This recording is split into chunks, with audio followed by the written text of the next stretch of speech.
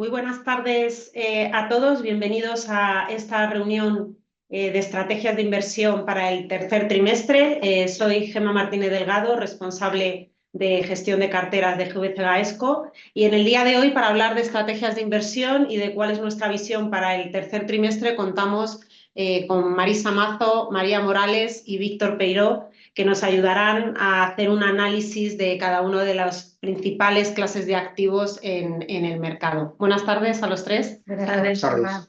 Bueno, pues empecemos directamente con la presentación. Queremos ser breves, pero no dejarnos nada, ningún detalle. Y por tanto, bueno, pues lo más relevante a la hora de analizar los mercados y sobre todo, bueno, pues ya con medio año del 2024 a nuestras espaldas, pues creo que lo suyo es que hagamos una revisión de crecimiento económico, cómo hemos en este primer semestre y cuál es la evolución que esperamos, tanto en crecimiento como en inflación. Marisa. Gracias, Gemma. Buenas tardes a todos, bienvenidos. La verdad es que el crecimiento ha venido sorprendiendo positivamente a lo largo de todo el ejercicio. Hace unos meses, con la subida de tipos de interés que habíamos visto en todo el mundo, pensábamos que el crecimiento se iba a debilitar en el año 24. Sin embargo, se ha ido revisando al alza y para este año se vuelve a esperar que el crecimiento del PIB mundial sea del 3,2%, idéntico al del año 2023, y también se espera ese mismo 3,2% para el año 25. Estas cifras en el conjunto son inferiores a lo que ha sido el crecimiento en los últimos 30 años, que ha sido del 3,8%, pero no dejan de ser crecimientos bastante importantes. En los países avanzados, el que toma la delantera es Estados Unidos, con un crecimiento que se espera para este año cercano al 2,5% y con una revisión al alza en lo que va de año bastante relevante, de 1,2 puntos porcentuales. Se esperaba al principio del año estar en el 1,2, ya estamos en el 2,4, o sea, muy buen crecimiento económico. La eurozona, sin embargo, no ha tenido una revisión y, como siempre, somos un poquito el patito feo del crecimiento de avanzados, un 0,6%, 0,7% para este ejercicio. La verdad es que la eurozona frente a Estados Unidos lleva muchos años de mal comportamiento relativo, porque hace poco calculábamos el diferencial de crecimiento entre las dos áreas y en lo que va de siglo han sido 23 puntos porcentuales de diferencial de crecimiento, es decir, cada año nos ganan por uno. Creo que aquí habría que pensar qué está haciendo mal la eurozona para crecer mucho menos.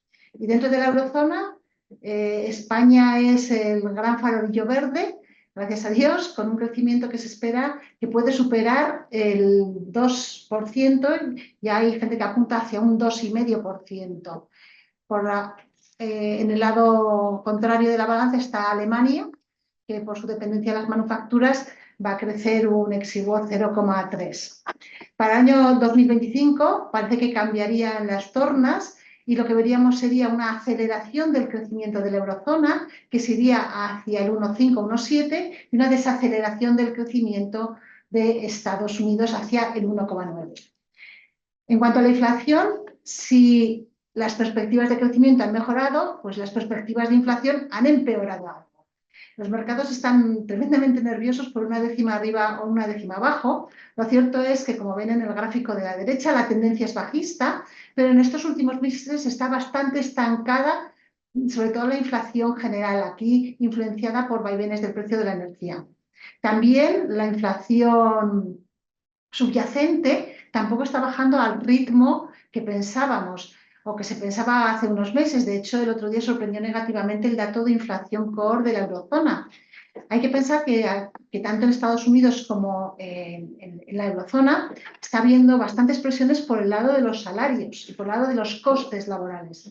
Los costes laborales están subiendo a un ritmo del 5%, con lo cual esto se tiene que ver reflejado de alguna manera en los precios de los productos que venden las empresas.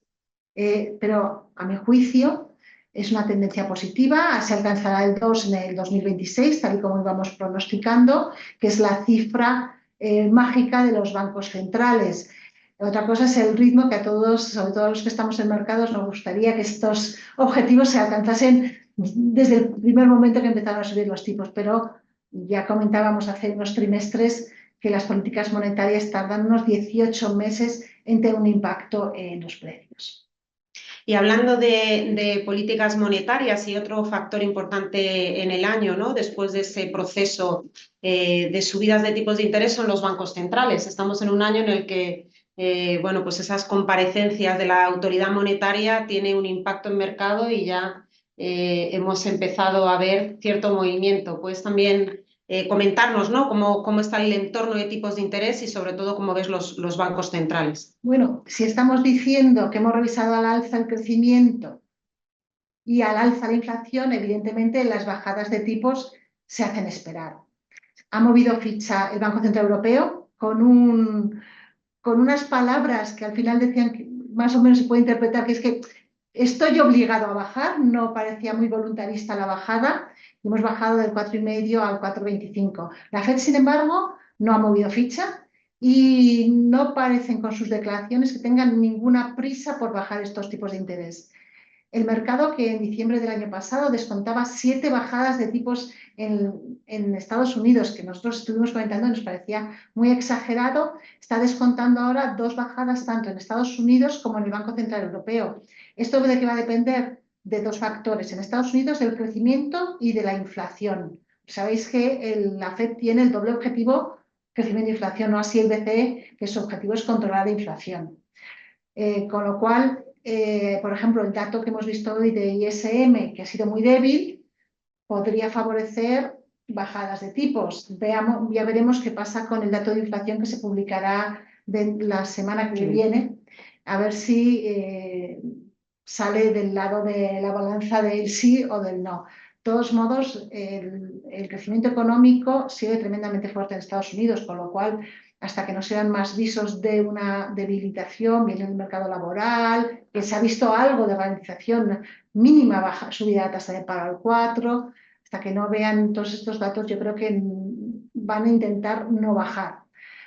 Con un 5% o 5,5% de tipos de interés, crecen al 2,5%, con lo cual no tienen ninguna prisa. En cuanto vean que se acelera la ralentización, bajarán.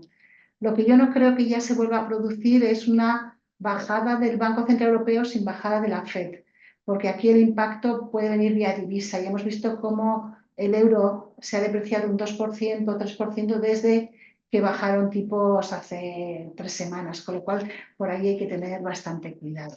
Por lo cual nosotros lo que pensamos es que probablemente se bajen estos 50 puntos básicos en el conjunto del año, pero igual en vez de empezar en septiembre, que es lo que desde un punto de vista de mercados igual desearíamos, se retrasa a las siguientes reuniones. En julio no esperamos ninguna bajada de tipos. Muy bien. María, y bueno, este entorno de crecimiento, este entorno de bancos centrales, ¿cómo se han comportado los bonos de gobierno en las principales economías, Estados Unidos, zona euro, en este entorno? Pues justo tras las palabras de Marisa, como bien ponía énfasis en que ha sido una la bajada por parte del Banco Central Europeo de 25 puntos básicos, ninguna por parte de la FED, pero sobre todo el retraso en las expectativas de bajadas de tipos continuado durante todo este semestre, pues lo que hemos visto es una continuidad en lo que hablábamos en nuestra reunión de estrategia en el primer trimestre, una continuidad en lo que ha sido el movimiento de subida de tipos pues en ambas partes del Atlántico, ¿no? En Estados Unidos, la verdad es que este segundo trimestre, en el gráfico de la izquierda, vemos que ha habido poco movimiento desde el primer cuarto al segundo cuarto, es decir, realmente los tipos están muy laterales, pero desde inicio de año, desde luego, ha habido una subida y una subida además en todos los tramos, desde el 2 años hasta el 10 años, con algo más de énfasis en la parte un poco más larga de la curva, pero realmente sin coger todavía pendiente. La curva está invertida. Y si vamos a la eurozona, pues es un movimiento muy similar. Aquí incluso en la eurozona vemos que los tipos han ido un paso más allá en el segundo cuarto y la verdad es que han continuado subiendo en la senda alcista que ya traían desde inicio de año y desde el primer cuarto. Igualmente aquí vemos que la intensidad de las subidas ha sido algo mayor en los tramos algo medio largo, pero realmente han subido incluso los tramos cortos de las curvas.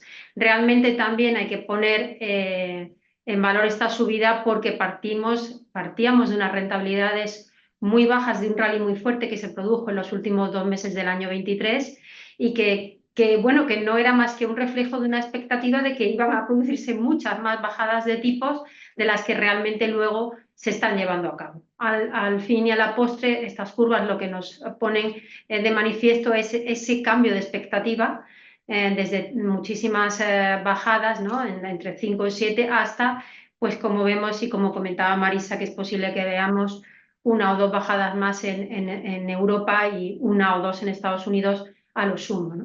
Y bueno, pues este es el comportamiento que hemos visto en todas las curvas de gobiernos.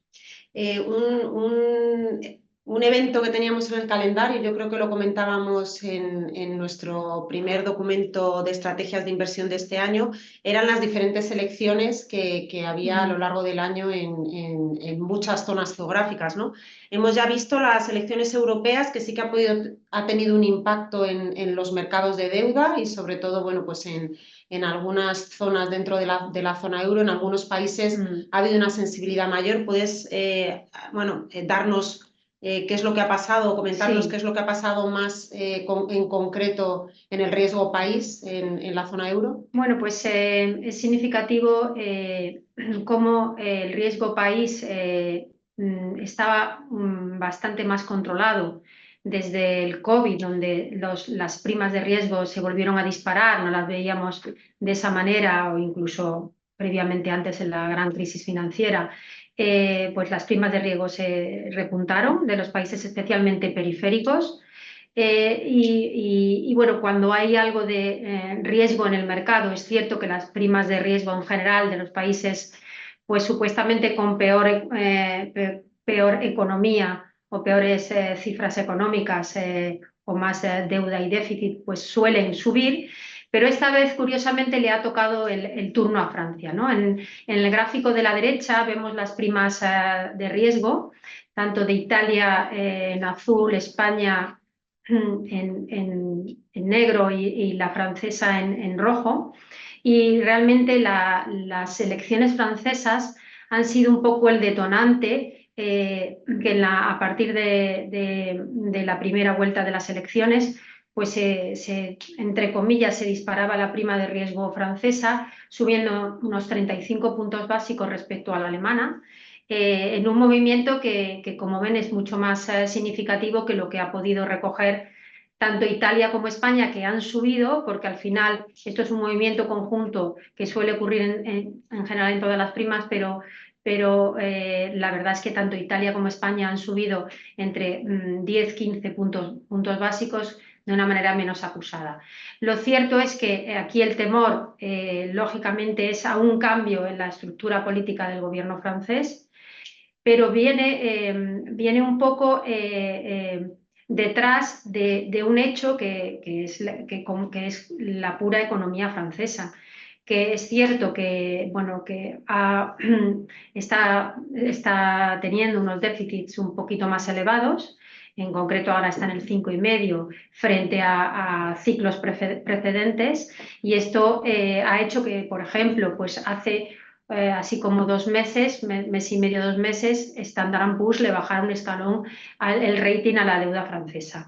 Por tanto, ahí no se ha producido tanto ese peor comportamiento, aunque sí que algo de peor comportamiento frente a Alemania llevaba, pero un poco el detonante han sido las elecciones. Y el detonante lógico son unas elecciones que lo que generan es incertidumbre. Generan incertidumbre porque frente a la situación actual, donde hay un gobierno estable, se produce una incertidumbre sobre quién va a gobernar los próximos años Francia, y todavía a día de hoy, lógicamente, con una segunda vuelta que todavía tenemos que ver qué resultado arroja, pues es incertidumbre.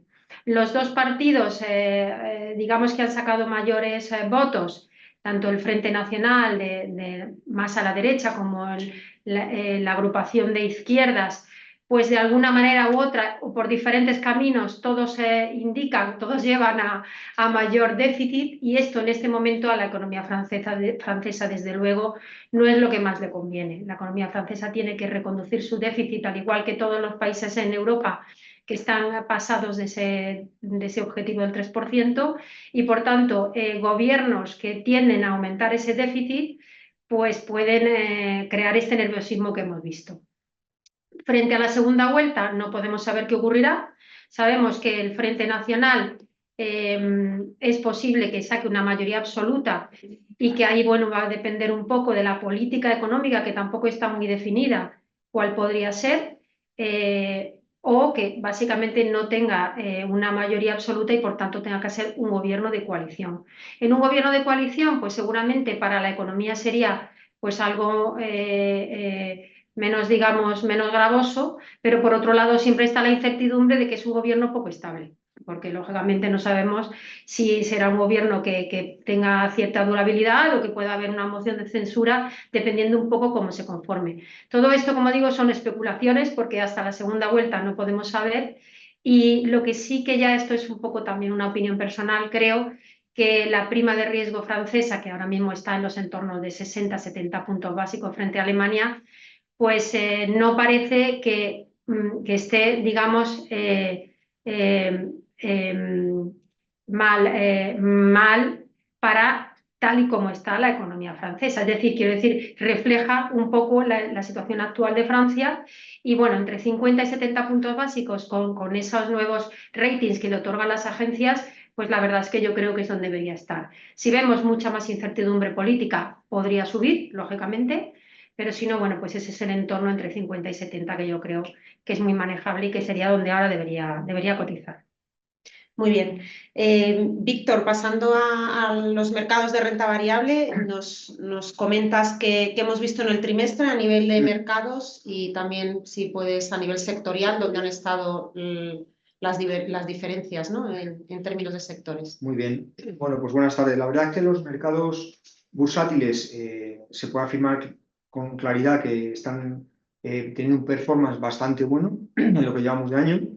Básicamente el activo renta variable está superando con bastante a la inflación. Tenemos rentabilidades acumuladas en el año de alrededor del 8% en Europa, del 14% en Estados Unidos y en España incluso del 10-12%. Por lo tanto, en ese sentido ha sido una primera parte del año muy positiva, ¿no? Lo que sí es cierto es que hay que distinguir entre dos. Precisamente en esa mitad hay otras dos mitades que han tenido un comportamiento bastante diferente, sobre todo en algunos índices, ¿no? Bien está que es verdad que ha podido estar afectado en los últimos días del trimestre por esa volatilidad que ha habido en Francia, y así vemos como, por ejemplo, el primer índice que se ve ahí en el gráfico, que es el CAC 40, pues en el segundo trimestre ha perdido más de lo que había subido en el primer trimestre, y se ha quedado pues con una rentabilidad prácticamente nula, ¿no? La verdad que casi todos los mercados europeos este segundo trimestre, y es algo que si quieren revisar las presentaciones que hicimos para el segundo trimestre, esperábamos un movimiento lateral en las bolsas durante el segundo trimestre, es lo que ha pasado, ¿no? Ha habido una consolidación de esas fuertes subidas del primer trimestre que muestran las barras verdes, y con eso pues nos quedamos en unos saldos, como he dicho, atractivos en general en todos los mercados, pero con una diferencia entre Europa, donde el segundo trimestre ha perdido en los mercados, y en Estados Unidos, donde ha seguido ganando. En Estados Unidos, de todas maneras, lo digo para la gente que es demasiado optimista con los mercados americanos y que piensan que siempre suben, hay varios mundos muy distintos, ¿no? Si vemos ahí los índices, lo que es el índice del Dow Jones, que refleja un poco más lo que es la economía tradicional, ¿no? Y un poco la economía de las transacciones físicas, por así decirlo, lleva una rentabilidad solamente del 4% en el año, con lo cual en ese sentido estaría por debajo incluso de la media europea, ¿no? El Eurostoxx 50 tiene una rentabilidad del 8%, y el Stoxx más amplio, incluyendo Inglaterra, pues lleva una rentabilidad del 7%. O sea, estaría por debajo en esa economía tradicional. Lo que pasa es que la parte de la nueva economía, ¿no? El Nasdaq y los 7 magníficos han tirado muchísimo de este indicador del Nasdaq, que lleva una subida en el año del 18%, y que además ha estado muy equilibrada, como vemos, entre los dos trimestres, ¿no? En los dos trimestres ha subido de forma significativa. De todas maneras, ahora se habla mucho de lo que es la composición, ¿no? La falta de consistencia de ese índice, porque ahora mismo, a día de hoy, cuando tenemos una rentabilidad en el Standard & Poor's, pues esta que vemos ahí, que está alrededor del 14%, en lo que es el año completo, solamente un 24% de los valores del Standard & Poor's está por encima de esa rentabilidad, o sea, son los que han tirado, y un 75% están por debajo. Entonces, al final, bueno, la bolsa americana va bien, pero va bien porque esos 7 magníficos son unas empresas que tienen una economía global que representa el comercio y la tendencia al gasto de toda la población mundial, y así lo refleja, ¿no? Si nos vamos a sectores, que era tu otra pregunta, vemos también unos desequilibrios muy importantes entre unos sectores y otros, ¿no? Ahí los sectores que vemos con unas barras rojas superiores a las 2 anteriores, ¿no? Son los que han seguido ganando de forma consistente en el trimestre, y en ese sentido estamos viendo cómo el comportamiento muy bueno ha estado en el sector bancos, por ese retraso en la bajada de tipos que han comentado tanto Marisa como María, el sector tecnológico, por esto que he comentado yo, ¿no? Sigue comiendo el mundo, el sector seguros, que estaba bastante infravalorado y en ciertos aspectos financieros se pega bastante a la parte de bancos, ¿no? Por la parte de la rentabilidad de las carteras que tienen invertidas, y luego 2 sectores, media y retail, que bueno, van un poco por libre, pero que han tenido un buen comportamiento. ¿Dónde tenemos los malos comportamientos? Pues los tenemos en la parte de la industria más pesada, químicas, la parte del automóvil. Ahí sería casi lo más destacable de este último trimestre, ha sido el gran batacazo que se ha pegado el sector del automóvil, ¿no? Empezó el año muy fuerte, con subidas del 16% en el primer trimestre, y en el segundo trimestre pues, se ha desplomado con unas caídas de más del 17%, ¿no? Aquí han venido las dudas sobre las ventas del coche eléctrico, ¿no? Que se han desplomado en muchos países, y hemos visto que algunos de ellos pues, se están poniendo las pilas para facilitar el tema de los cargadores y todo eso, y que se sigue evolucionando en mejorar el tema famoso de las baterías, pero hoy por hoy se han parado un poco esas ventas de vehículos eléctricos. También destacamos muy negativamente las materias primas, que hemos visto como en algunos momentos del año parecía que invertir en cobre o invertir en cosas así iba a ser un poco la gran apuesta, y se han venido para abajo. Y luego también temas como utilities, que han estado bastante paradas por este retraso en la bajada de tipos, perdón.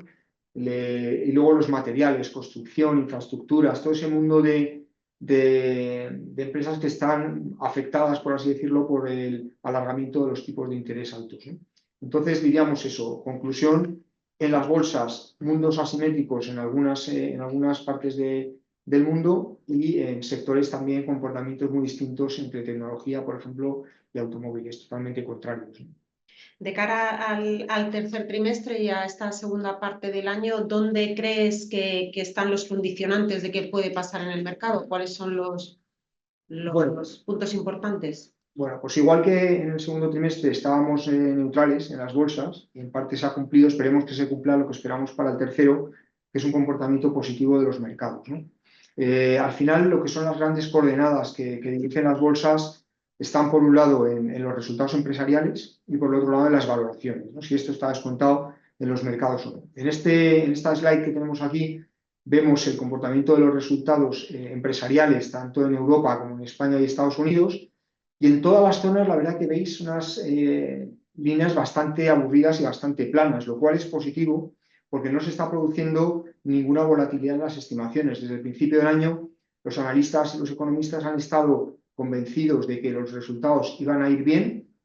Todavía seguimos con cierto mar de fondo o viento a favor, ¿no? Para muchos sectores de servicios. La gente está, como sabéis, pues, muy inclinada a gastar más que a invertir, por ejemplo, en vivienda, en automóviles, que por eso hemos visto caídas y tal, más bien gastar en servicios, ¿no? En vacaciones, en algunos artículos de consumo y tal.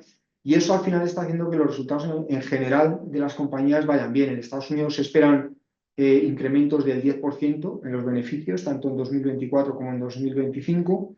Las empresas han gestionado muy bien esta no bajada de tipos. En general han reducido las deudas. Como sabemos, se sigue produciendo un efecto que será malo a largo plazo, pero en el corto es bueno, ¿no? Bueno, para los mercados, que es el aumento de la deuda pública, pero por otro lado la disminución de la deuda de las familias y de las empresas, ¿no? Entonces las empresas han gestionado bastante bien esto y ese aumento del 10% de beneficios en Estados Unidos, en Europa es más moderado, ¿no? Estamos hablando de una media entre el 2024 y 2025 del 8% de subida de beneficios en Europa, pero sigue siendo un parámetro bastante bueno. Y en España, pues incluso tenemos una subida de beneficios muy importante para el 2024 del 19%, ¿no? Que se alarga durante el 2025 con otro 5%, ¿no? Entonces se puede decir que las empresas en entornos de inflación lo hacen bien, ¿no? Al final consiguen trasladar bien las subidas de precios y los costes suben, pero no tanto como porque tienen herramientas de gestión que los frenan un poco. La segunda coordenada de los mercados es la valoración. Y en este sentido sí que tenemos que hacer hincapié en nuestra percepción para lo que queda del año, ¿no? Y queremos que pueda haber un comportamiento mejor en Europa, ¿no? Ya hemos dicho que hoy por hoy, a nivel del año, si miramos los índices, pues el más amplio, ¿no? Standard & Poor's, Estados Unidos ha comportado algo mejor que Europa.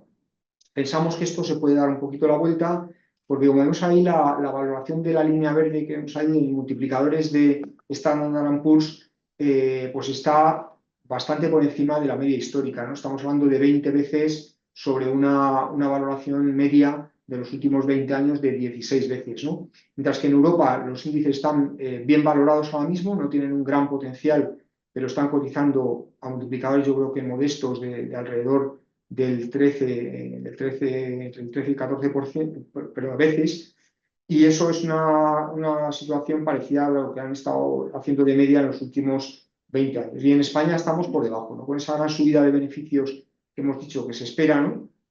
Los multiplicadores estarían bastante atractivos. Por lo tanto, el cóctel que tenemos de coordenadas es positivo y debería ayudar a que los índices lo hagan bien de aquí a por lo menos a final de año. Muy bien, pues una vez hemos repasado de alguna manera, ¿no?, todo el análisis macro, mercados y activos de renta fija y renta variable, les presentamos el documento de estrategias de inversión para el tercer trimestre que publicaremos al finalizar esta reunión, donde de alguna manera, bueno, pues plasmamos esta visión que les hemos trasladado y nos lleva a tomar las decisiones de inversión y de selección de activos más adecuada que consideramos son lo más relevante para formar parte de nuestras carteras. En este sentido, a modo de resumen, les trasladamos pues ese sentimiento positivo que por el momento el retraso en las bajadas de tipos por un factor positivo como es el crecimiento económico en un entorno de inflación relativamente estable, pues nos lleva a tener una visión positiva tanto en activos de renta fija como en activos de renta variable. Y además pues destaca ese activo monetario o el muy corto plazo en un entorno en el que todavía los tipos, al no haber bajado en este trimestre pues prácticamente nada, salvo esa primera bajada del Banco Central Europeo, pues nos sigue dando una remuneración del corto plazo muy atractiva para los clientes conservadores. Por lo tanto, bueno, pues vamos a un trimestre en el que tras tener ese posicionamiento en renta variable algo más neutral, como comentábamos, y donde hemos visto que geográficamente, incluso en algunos sectores, hemos visto ese comportamiento algo más lateral o negativo, pues nos ofrece una oportunidad sobre todo para ser selectivos y buscar dentro de cada uno de los activos de renta fija y de renta variable oportunidades donde consideramos que se va a producir esa rotación y que por tanto hay un valor y un atractivo. En la parte de renta fija, si bajamos un poquito más al detalle de lo que sería la deuda pública y la deuda privada, y hablando dentro de las curvas, como nos ha adelantado María, los movimientos que hemos visto en la parte de deuda de gobierno entre el corto y el largo plazo, donde veníamos de ese escenario donde a principio de año se había descontado pues un exceso de optimismo en las bajadas de tipos de interés, nos encontramos con ese posicionamiento probablemente algo más defensivo en términos de duración y con un sesgo algo más positivo hacia la deuda privada, hacia el crédito corporativo.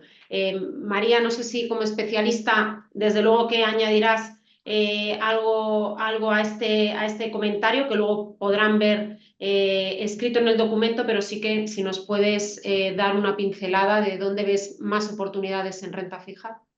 Bueno, la idea general es que seguimos positivos en la parte de renta fija porque el tipo de interés de partida que ofrecen los bonos a día de hoy, después de las subidas tan acusadas del año 22, pues son tipos atractivos. Lo que ocurre es que es verdad que llevamos inmersos los últimos trimestres, especialmente estos dos, después de la bajada del año 23, con cierta volatilidad en lo que es el devenir de las curvas de tipo de interés, como hemos hablado en la primera parte de la exposición. Esta volatilidad que al final viene de ese ajuste de expectativas de los tipos de interés a lo que van a finalmente hacer los bancos centrales, pues nos hace ser un pelín más cautos con las duraciones largas. Por eso pensamos que la mejor forma de capturar rentabilidad pues son los plazos más cortos, medios de las curvas de tipo de interés y no irnos tan en el largo plazo, porque además, bueno, pues lo normal es que en algún momento estas curvas cojan pendiente. Ese hecho que también se está alargando en el tiempo, no se está produciendo, pues hace que las primas por plazo todavía no nos den, no nos compensa el riesgo asumido en duración con la rentabilidad extra que nos dan, que en muchos casos están invertidas y por tanto es incluso menor. Por eso el corto plazo. En la parte de crédito corporativo llevamos varios trimestres también muy positivos. La verdad es que aquí hemos de decir que la parte de spread de crédito, y ahí entramos ya también un poco en valoración, en la parte de valoración de crédito corporativo, ha tenido un comportamiento muy bueno en los dos trimestres de este año, en la mitad del año, y solo hemos visto y con cierta menor volatilidad respecto a la que han tenido los tipos de interés. Al final, las compañías siguen haciendo un buen delivery, como comentaba Víctor, y bueno, pues eso se refleja en los spreads de crédito. Estos han ido disminuyendo y solo han tenido un mínimo repunte con el tema de las elecciones francesas, que sí ha producido algo de ruido y de ampliación, pero la verdad es que ha sido un movimiento pequeño. En ese sentido, nos sigue gustando el papel de calidad, grado de inversión, aquellas compañías que no tienen grandes problemas ni grandes apalancamientos en balance, porque pensamos que pueden acudir a refinanciar sus deudas con estos tipos más altos, que sin duda se van a ir produciendo sin tanto esfuerzo como las compañías más apalancadas. También hemos decidido poner la parte de high yield y deuda subordinada más en neutral, pues con este un poco enfoque de que esos spreads que han estrechado bastante durante la primera parte del año, en algún momento pueden tener volatilidad e incrementar y ser una buena oportunidad de compra. Esto es una decisión un poco más táctica, porque como digo, tampoco estamos diciendo infraponderar, es simplemente un neutral. Y la parte de high yield, desde luego, sí que nosotros primamos aquellas compañías que siendo high yield no están en la parte más baja de lo que es, los rating y más apalancadas en sus balances. Muy bien. En la parte de renta variable y exposición geográfica, pues la verdad es que los cambios en términos geográficos prácticamente le damos la vuelta al posicionamiento que teníamos en el trimestre anterior. Veníamos de una sobreponderación de los mercados americanos, donde veíamos ese crecimiento mucho más sólido en la economía americana, y una neutralidad hacia Europa, ¿no? Donde sí que parece que en este trimestre, con el comportamiento que hemos visto en los mercados europeos, con el riesgo político, pues realmente hemos visto esta divergencia, ¿no?, entre Estados Unidos y Europa. Ahora el posicionamiento, pues consideramos que es una oportunidad para incorporar más Europa en las carteras, con esas valoraciones más atractivas, como nos comentaba Víctor, y una neutralidad en el mercado americano, bueno, donde aquí es cierto que sectorialmente sí que podemos asistir a una rotación o una consolidación de algunos sectores donde hemos visto movimientos muy positivos en lo que llevamos de año. En la parte de la derecha, a nivel sectorial, hacemos una neutralización de sectores donde hemos visto buen comportamiento más en la parte ligada al ciclo económico, más los sectores de consumo, energía y financiero. Tanto en consumo como en financiero veníamos de una exposición positiva y ya empezamos a hacer esa rotación hacia sectores que consideramos en esa fase que vamos avanzando en el año y que nos vamos acercando progresivamente a una bajada de tipos, aunque sea leve, pues empezamos a ver sectores donde el atractivo en términos de valoración pues va a ir muy correlacionado con esos movimientos en los tipos de interés. De hecho, bueno, pues hemos visto ya algunos de estos sectores que en el primer trimestre prácticamente no habían tenido variación o incluso negativa, ya en el segundo han estado más estables cuando, bueno, pues en términos sectoriales sí que ha habido movimientos acusados en el segundo trimestre. Víctor, en este sentido sí que nos gustaría a nivel sectorial, estas oportunidades las vemos ya reales. De hecho, hay alguna pregunta también relacionada con esa rotación sectorial que podamos esperar en el mercado y ya aprovechamos también para contestarla. Bueno, la verdad es que encontrar justo el punto de pivote es muy complicado, ¿no? Intentamos hacerlo, pero la forma es tener unas carteras balanceadas en los dos segmentos en los que se puede dividir el universo de los valores en estos momentos, que básicamente lo más importante, lo que está este año moviendo más los mercados es empresas afectadas por tipos de interés y empresas no afectadas por tipos de interés. Nosotros hemos empezado a apostar ya desde hace tiempo, hay que reconocerlo, por esa bajada de tipos y por lo tanto esos valores no están tirando demasiado hasta ahora. Pero como decía Gemma, vamos moviendo la cartera un poquito más hacia ese lado, ¿no? ¿Y cuáles son los sectores que pensamos que pueden dar mejores resultados en la segunda parte del año? Pues primero, esos que tienen sensibilidad a los tipos de interés, ¿no? Ahí está el debate si los tipos largos van a bajar mucho o no, ¿no? Que nuestras expertas pues, han dicho que no van a bajar mucho, pero algo sí que pensamos que, bueno, se ha visto hoy, se ve en los días que hay cualquier dato malo, algo van a bajar, ¿no? Al final los tipos de interés largos condicionan lo que es la valoración de las compañías a largo plazo y los tipos de interés cortos lo que hacen es penalizar o mejorar los resultados directamente de la cuenta de resultados de las empresas que tienen mucha deuda, ¿no? Entonces creemos que si bajan mucho los tipos de corto o bajan más los tipos de corto es positivo, pero lo más importante o lo que más mueve un poco la bolsa, en mi opinión, son los tipos a largo. Por lo tanto, medio punto o algo así tendrían que bajar para que se cumpliera esta estrategia en sectores, ¿no? Ahí dentro de esos sectores de sensibilidad a tipos, pues ahí están las inmobiliarias, están las infraestructuras y luego está el sector que ponemos abajo también a la izquierda, que es el de transición energética, porque son compañías muy intensivas en inversiones, han estado penalizadas durante estos meses por esta no bajada de tipos de interés y ahí pues, se pueden incluir tanto las utilities como las de toda la vida, como las renovables o incluso algunas empresas que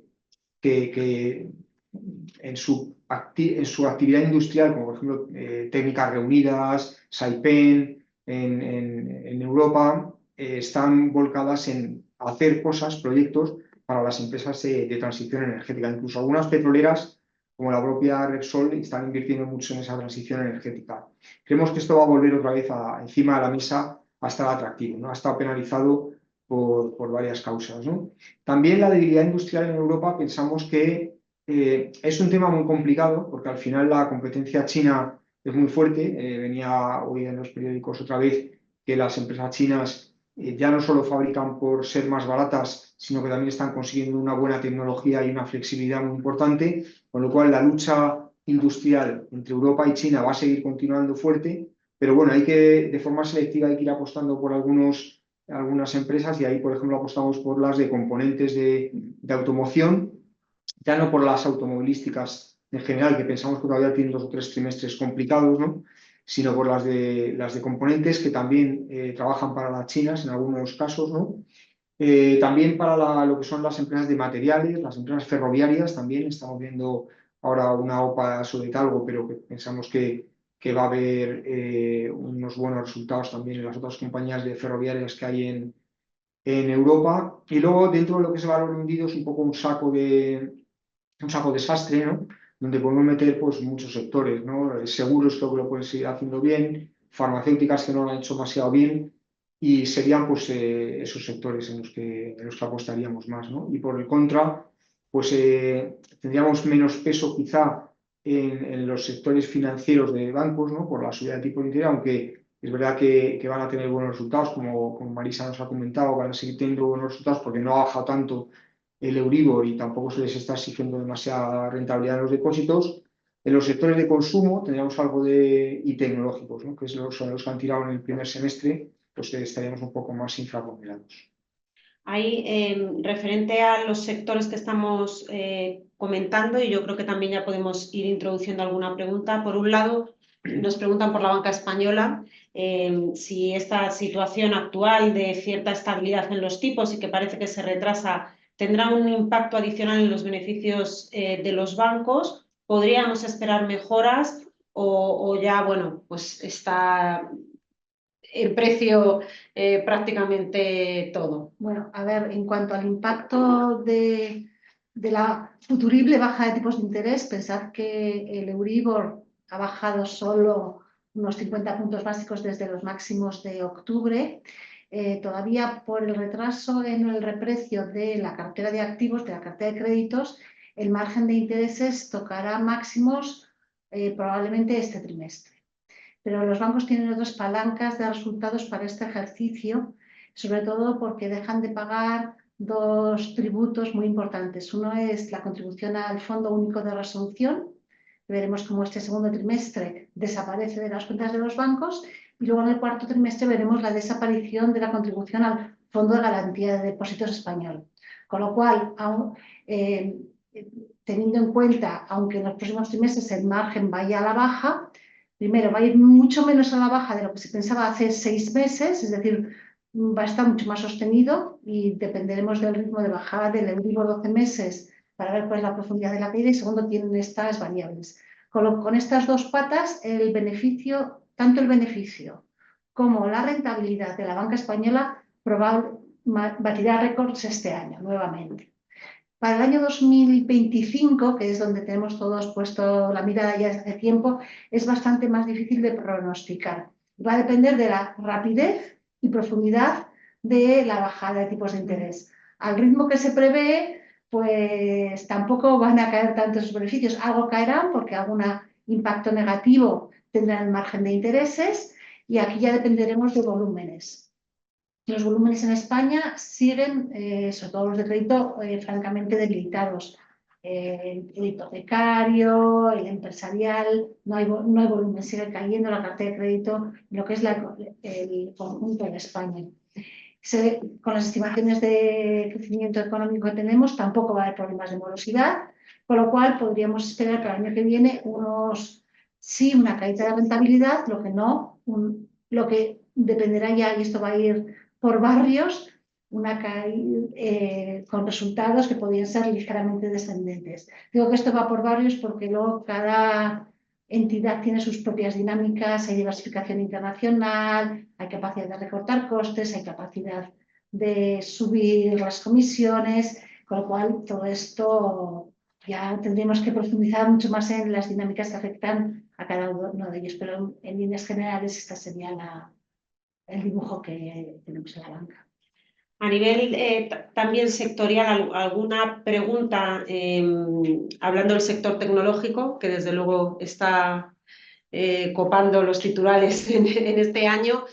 Bueno, sí que hay una reflexión, ¿no?, de que si las bajadas de tipos suelen beneficiar a este tipo de sectores como la tecnología, ¿por qué neutralizamos ahora el sector cuando, bueno, vamos a ese paso próximo que serán esas bajadas, ¿no? Antes, a lo mejor, Víctor, de que nos comentes por por tu parte, ¿cómo lo ves?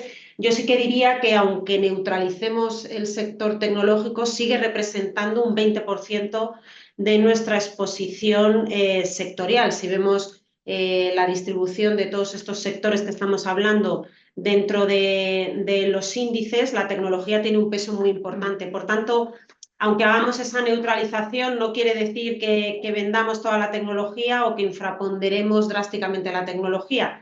Es más bien un movimiento hacia su peso neutral a favor de otros sectores donde creemos que el recorrido en términos relativos pueden hacerlo mejor, ¿no? No sé si quieres comentar algo más concreto del sector. Efectivamente, bueno, pues lo está haciendo bien en un entorno de tipos que se mantienen altos, Sí. que también a veces, ¿no?, ese punto de inflexión es difícil. Sí. No, al final yo creo que se interpretan más las dinámicas de tipos y tecnología por el tema growth, ¿no? Más que porque realmente no tienen deudas. O sea, son compañías que tienen casi todas unos excesos de caja bestiales, con lo cual, incluso al contrario, ¿no? La bajada de tipos les podría penalizar. Pero yo creo que van más allá de eso, ¿no? Son bastante independientes de lo que hagan los tipos, ¿no? Yo creo que en este entorno en el que ya no solo que vayan a bajar los tipos, al final hay que recordar que los tipos bajan por algo, que bajan los precios o porque baja un poquito el crecimiento económico, no demasiado, pero tal. Y entonces son empresas que dependen mucho del consumo y por lo tanto es por la razón por eso y por valoración, ¿no? Al final es como todo, ¿no? O sea, pueden seguir subiendo, pero al final multiplicadores tan altos en algún momento tienen que corregirse. Y como bien dices tú, lo único que estamos proponiendo es ser un poco más selectivos y a lo mejor pues reducir en Nvidia e incrementar en Amazon, que a lo mejor hay un poco más detrás, ese tipo de movimientos, ¿no? También otra pregunta asociada a la valoración que vemos en diferentes mercados y también comentaban por cómo vemos el crecimiento en las economías emergentes, que continúa siendo bueno, pues un área retrasada en el año, incluso retrasada en los años anteriores. Yo creo que ya nosotros también dentro de nuestro asset comenzamos a darle importancia a los países emergentes y especialmente creemos que existe una valoración muy atractiva en la zona en Asia y también especialmente en China. Es cierto que, como decíamos, ¿no?, el punto de inflexión es difícil cuantificar el cuándo, pero sí que podemos tal vez, bueno, pues hablar algo del crecimiento en la zona emergente. Ha habido cambios, expectativas. Bueno, si nos puedes detallar algo más, Marisa. Pues mira, si Europa va por barrios y los bancos van por barrios, los emergentes van por muchos más barrios. En cuanto al crecimiento, hemos visto revisiones al alza del crecimiento en la India, que se está instalando en crecimientos entre el 6,5 y 7%. Revisiones a la baja de China, que sabéis que nos tenía acostumbrados a esos 10, pero ya nos tenemos que olvidar de China al 10 y que esté más en los alrededores del 4,5%.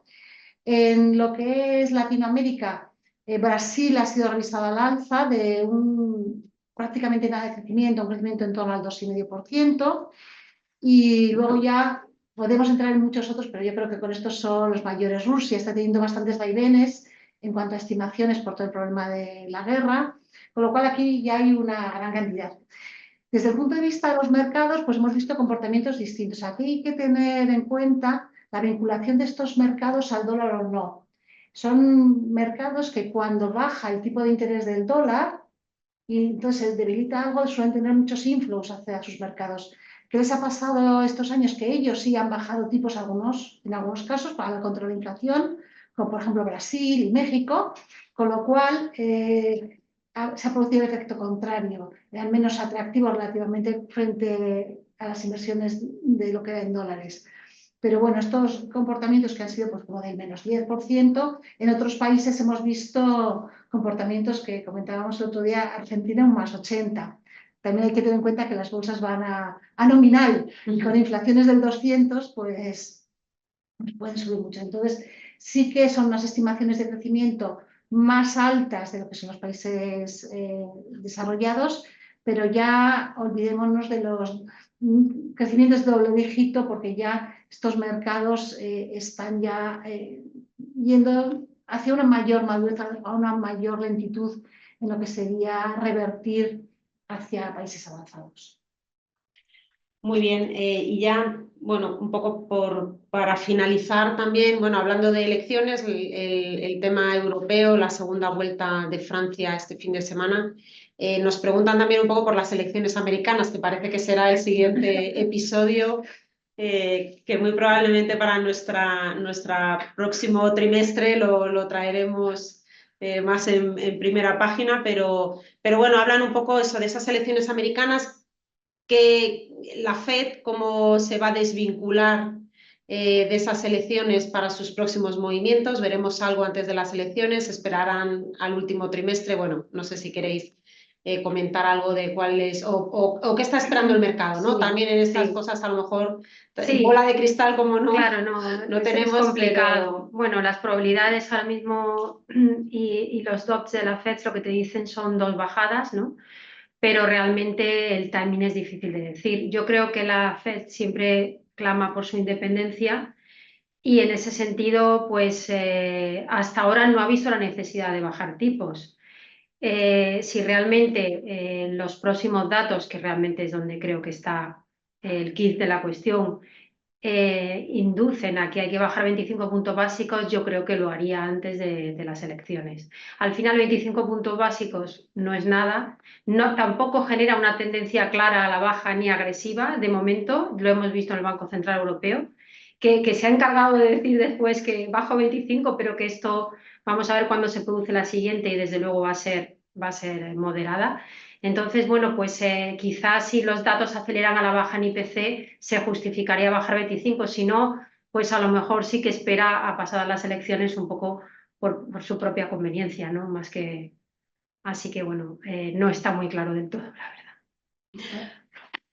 verdad. Yo quería añadir que tanto Trump como Biden en sus programas llevan mantenimientos de déficit público. Y esa es la gran espada de Damocles que tiene Estados Unidos. Está con un déficit público del 6%. Europa en torno al 3%. Tiene una deuda sobre PIB del 124%, 125%. No se espera en los próximos 3 años que esto se rebaje. Unos por bajadas de impuestos, otros por más gasto. Al final eso no se controla y eso al final es muy determinante en cuanto por políticas de financiación, etcétera. Pues yo creo que la FED sí puede, no moverá, sí puede, Exacto.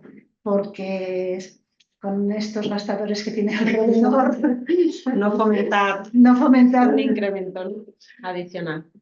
Bueno, pues hasta aquí creo que hemos tratado todos los temas que queríamos compartir con ustedes. Les agradecemos su asistencia. Les deseamos un próximo trimestre donde los aciertos en el posicionamiento, o cuanto menos tengamos un trimestre tranquilo, y les animo a contestar la encuesta que les ofreceremos ahora al finalizar la reunión.